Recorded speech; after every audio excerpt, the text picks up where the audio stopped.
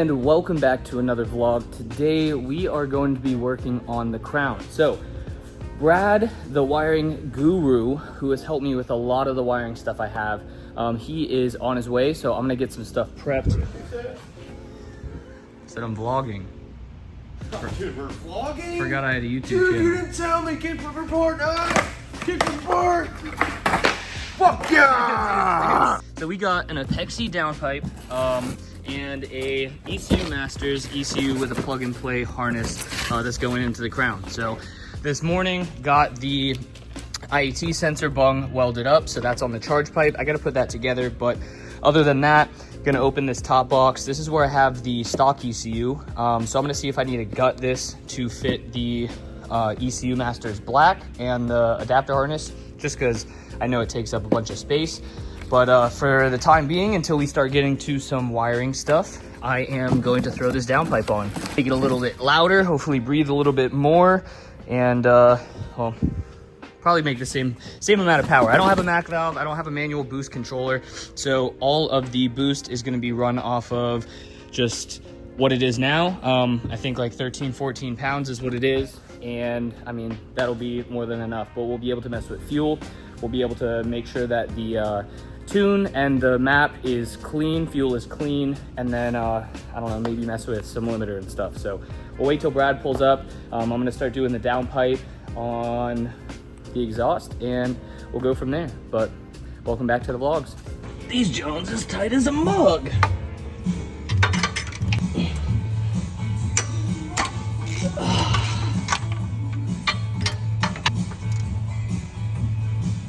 Golly.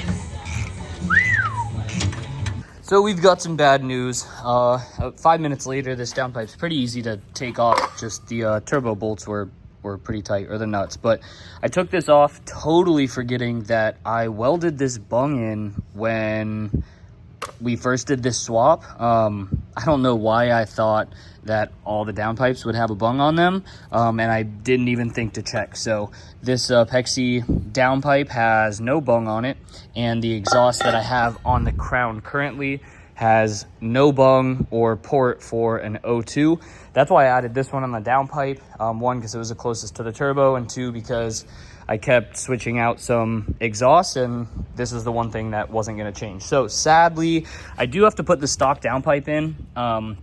I'm gonna put it in. Hopefully we can get everything sorted with Brad when he pulls up. We'll get the ECU and everything in the car, drive it, get it all tuned and stuff, and then maybe tomorrow I will get one of the weld-in bungs. I'll weld that up on the catless downpipe and then throw it in and maybe go by Brad's and see if he can touch it up. We'll talk to him today. Maybe he can make it a little bit more rich on the stock downpipe so that when I throw in the catless downpipe, it won't have any issues. But a couple things to address. This stock ECU has done really good for me. It does get really rich in 3rd, 4th, 5th when I'm full throttle, and it does tend to break up like a boost cut, not a misfire cut, but like it kind of like, I mean, it jolts, it breaks up. So it's gonna be nice being able to put the standalone in, and the biggest reason I wanted to do it is, one, I was gonna do it down the road anyways. Especially, you know, if I went top mount or bigger turbo or whatever I wanted to do, but this car doesn't have air conditioning. We tried to make it work with the stock ECU, but the compressors and condenser, whatever, they need a pull signal, not a straight 12-volt signal. So hopefully we'll be able to set that up with the stock ECU, manage the AC, and I'll be able to have AC. That is my biggest thing, especially with Florida being 100 degrees out right now.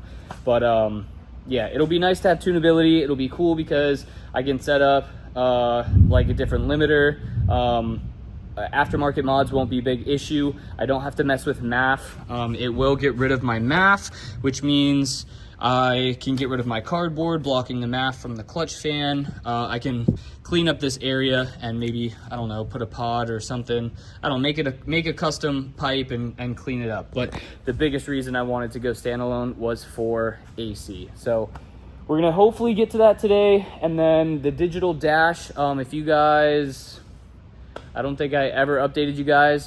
Sorry for a lot of talking clips right now, but before final bout, Brad actually came to my house and got the RPM working. So I do have RPMs on the digital dash, but I don't have speed. So hopefully today we'll be able to also add in speed on the digital dash. And at that, if I have AC, speed, and a standalone,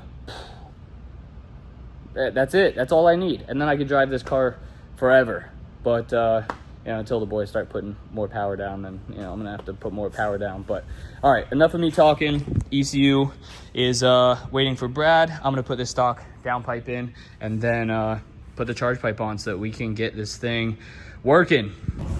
All right, so sadly we got the stock downpipe back in, but hooked up the wideband sensor for that back over the transmission. Took the center stuff off. Brad has been making the IAT sensor plug. You guys can see this is where the bung is going to be. So I just put the charge pipe back on. I'm about to put the couplers back on. And then I traced the vacuum hose that I had for the boost gauge from back under the dash, brought it back out here, and we'll hook it up to the ECU. I don't know if I'm gonna have the ECU box in right now, just because this adapter harness is, it's beefy, it's big. So I may try and cut this out or make something later to kind of hold it and insulate it from the weather. But for the time being, I mean, it should be fine in here. And if I have to kind of make something to hold it out the way, I will. But some soldering, some wiring, and some little things here and there going down. I'm going to finish up on this side, and then I also don't have a radio and AC controls as of final bout prep, so I'm gonna take that center console stuff apart and figure out just if I forgot to unplug something, hopefully, and go from there. But yeah, not too bad, not too bad. Well, garage cracked, you know what that means. You're on camera now, Brad. Everybody say hello to Brad.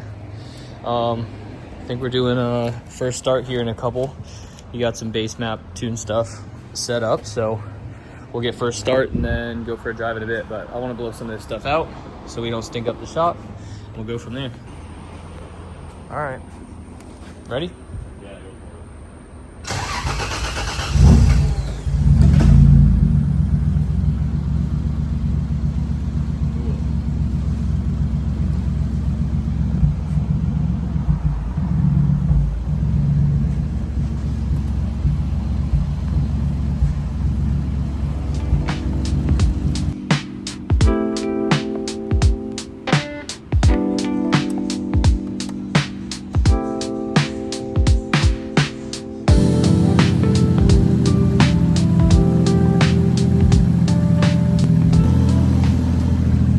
Idea what he's doing. I'm gonna go look at it a little bit because I want him to explain it a little bit to me.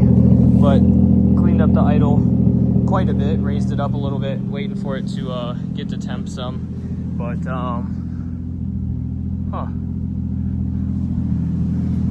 no tack signal.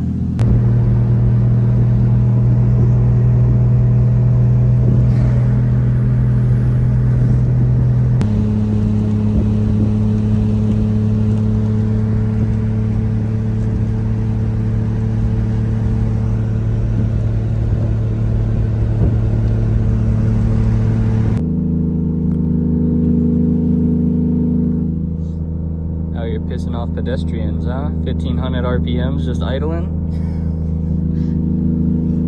It's alright. They'll do. I feel bad blocking the diesel pump, but there's ones on the other side, don't you guys worry. But sitting here messing with idles and stuff is pretty funny. You just see everybody give me nasty looks driving by. Look at this. The car is standing alone.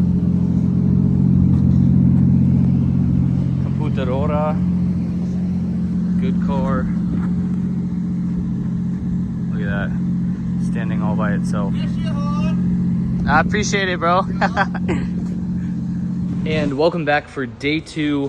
The Crown is up in the air. I drove it home late last night. It was dark, we were tired, and just trying to get everything done that we can get done. I ended up leaving like 1 in the morning.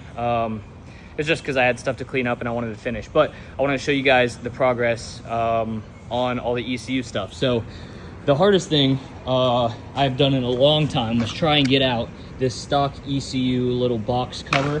I used a IS300 box, and there's a hole on this side and then a separator, and then that white inlay goes right there so that the ECU can fit snug, and it has like little ports. I was hoping I could just cut the surrounding, like the top of it, which was like this, but it's like glue melted together all the way around. So I cut the top off. That didn't do anything. Of course, the bottom was melted together. There's a section right there and a section right there, so it made it a pain. I tried putting the Dremel in there and going around it, but as you can see, I almost did it. But either way, we got it out. And the ECU, as well as the adapter harness, which is huge, is now in this box and away from weather, so that's nice. We've got the IET sensor hooked up. Brad got that all sorted, and to the ECU we've got the signal for the wideband that is in the car going to the ECU as well. And then really that's almost it. I was making sure I got good trans fluid because this is the new trans I put in about a week ago. Drove the compound, which is some of the last videos, so go check that out.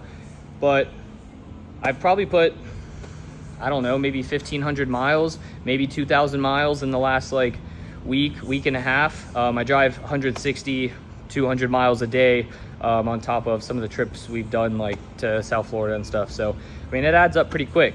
But other than that, fluid was good. I have to put the interior and stuff back together, and then I'll probably bring you guys for some rips here in a bit. I got wheels I got to put on the back of the car, new tires for tomorrow, which is a team tandem comp / public day at OSW, so that's gonna be sick. We're gonna be out there doing that.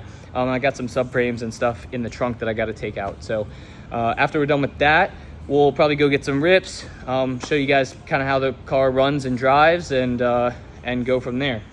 But also, I want to say a big shout out to Khalid.